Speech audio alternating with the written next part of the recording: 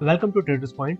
तो आज और कल के पीएनएल देखने से पहले आपसे मैं एक सवाल पूछता हूँ, आप बताइएगा ज़रूर कि आपको यहाँ पर क्या लग रहा है।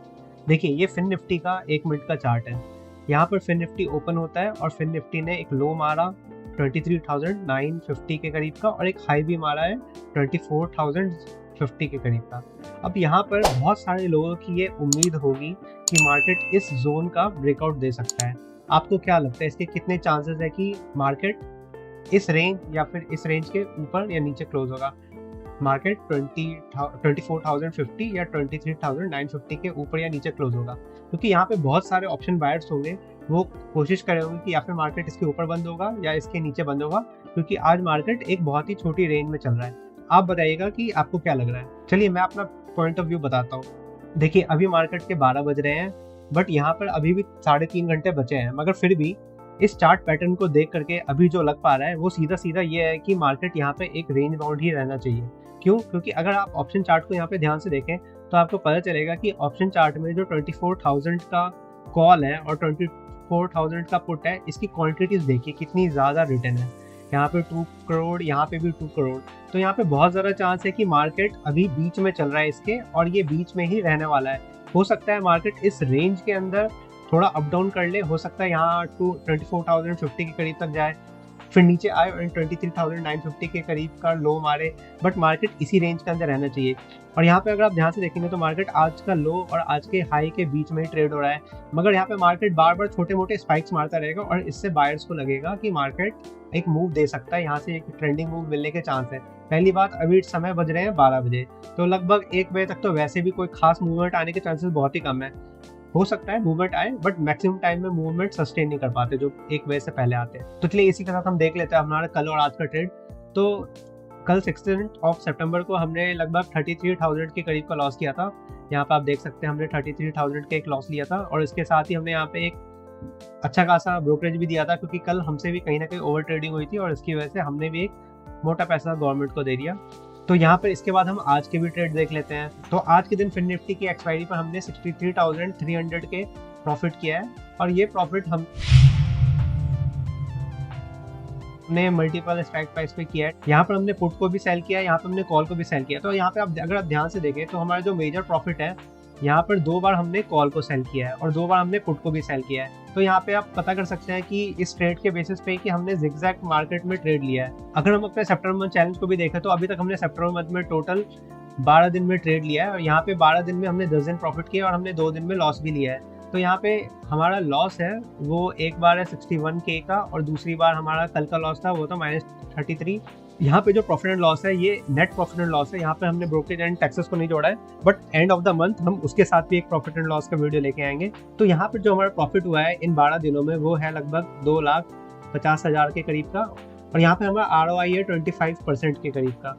तो ये एक ROI लगभग डिसेंट ROI है, हालांकि मेरे से भी कुछ मिस्टेक हुई है। तो ये हमारा जो चार्ट है ये पर डे के प्रॉफिट एंड लॉस को शो करता है। तो यहाँ पर जैसे हमने 2 दिन लॉस किया है, तो यहाँ पे 2 दिन हमें डिप्स देखने को मिल रहे हैं। तो यहाँ पर दोनों बैंकेक्स की एक्सपायरी के दिन हमने लॉस किया, तो यहाँ पे ये भी देख के पता चलता है कि बैंकेक्स की एक्सपायरी हमें कहीं ना कहीं सूट नहीं कर रही, तो इस वजह से बैंकेक्स की एक्सपायरी के दिन हमने दोनों दिन लॉस लिया है। तो चलिए देखिए, इस प्रॉफिट एंड लॉस को देखने से आपको कुछ खास सीखने को नहीं मिलेगा। मैं आपके साथ इन ट्रेड्स को लेने का लॉजिक शेयर करता हूँ, तो आपको कुछ सीखने को मिलेगा। तो आज फिन निफ्टी की एक्सपायरी के दिन हमारा पहला ट्रेड था। जैसे ही मार्केट ने इस कैंडल का फॉर्मेशन शुरू किया और एक बहुत बड़ी सी रेड कैंडल बनाई, तो यहाँ पर हमने पहली ट्रेड के लिए एक CE को सेल किया। हालांकि यहाँ पे हमने छोटी क्वांटिटी में सेल किया और करीब इस पॉइंट पे हमने उस CE से एग्जिट कर लिया।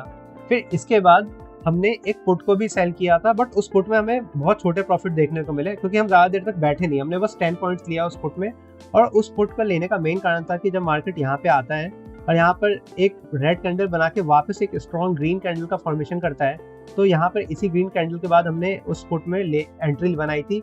और यहाँ पे अगर आप साथ में देखें तो यहाँ पे पुट को लेने का एक और कारण था, हमारे पास यहाँ पे एक सपोर्ट भी था। तो यहाँ पे आप देख सकते हैं यहाँ पे एक ट्रेंड लाइन आ रही थी जो इसके करीबी बन रही थी। चलिए अब हम अपने अगले ट्रेड को डिस्कस कर लेते हैं। हमारा अगला ट्रेड था इस पॉइंट पे, जब मार्केट ने इस अच्छे अप मूव के बाद एक नीचे का मूव दिया और यहाँ पर एक हैमर कैंडल की फॉर्मेशन की, तो हमने इसी कैंडल के लो का ज़्यादा बड़ा हमने एसएल नहीं रखा, क्योंकि पुट में प्रीमियम अच्छे से स्पाइक कर सकते थे। तो हमारा बस एसएल इसी पॉइंट का था, और अब यहाँ पे हमने वापस एक पुट को सेल किया, और हमने उस ट्रेड को लगभग इसी कैंडल के एंड पे ही एग्जिट कर लिया, क्योंकि यहाँ पर हमारी एक्सपेक्टेशन इससे ज़्यादा की थी भी नहीं, क्योंकि मार्केट के मूवमेंट और निफ्टी एंड बैंक निफ्टी के रेजिस्टेंस को देख के लग रहा था कि मार्केट ज़्यादा अच्छा मूव नहीं कर सकता। तो बस उसी बेसिस पे हमने कहीं इसी पॉइंट पे अपने इस ट्रेड को एग्जिट कर लिया था। इसके बाद हमने जो अगला ट्रेड लिया था वो इस शूटिंग स्टार कैंडल पे लिया था। देखिए, मैंने इस ट्रेड को, पिछले वाली ट्रेड को इस कैंडल के एंड पे एग्जिट कर लिया था। इसका मेन रीज़न था क्योंकि मेरी एक्सपेक्टेशन नहीं थी कि मार्केट और ऊपर जाएगा, और हमारा अगला ट्रेड इस शूटिंग स्टार पे था क्योंकि हमारी एक्सपेक्टेशन थी कि मार्केट ऊपर नहीं जाएगा, मतलब मार्केट यहाँ से थोड़ा रिट्रेस दे सकता है।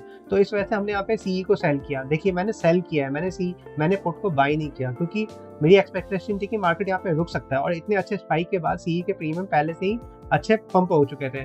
तो यहाँ पर हमने इसी कैंडल के करीब यहाँ पे ही हमने वापस सेल किया सीई को, और इस बार सीई में हमें ठीक ठाक पॉइंट मिले। इस सीई से हमने लगभग इस जगह पे एग्जिट कर लिया, क्योंकि यहाँ पे फिर से एक अच्छा सपोर्ट बन रहा था। हालांकि मार्केट ने फिर से इसके नीचे अच्छा एक ट्रेड किया, और यहाँ पे जो हमने 100 के करीब का प्रीमियम बेचा था, हमने उस ट्रेड से 75 पे एग्जिट किया और मार्केट में 50 तक आ चुका था।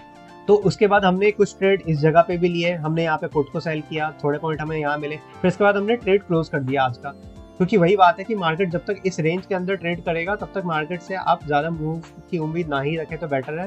तो इसी के साथ हम आज की ट्रेडिंग यहीं पे क्लोज करते हैं। वैसे ही 12 बज चुके हैं और अभी तो 1 बजे तक वैसे भी कोई उम्मीद नहीं है मूवमेंट आने की, और वैसे भी मार्केट एक रेंज के अंदर है तो ज़्यादा मूव की हम उम्मीद नहीं कर सकते।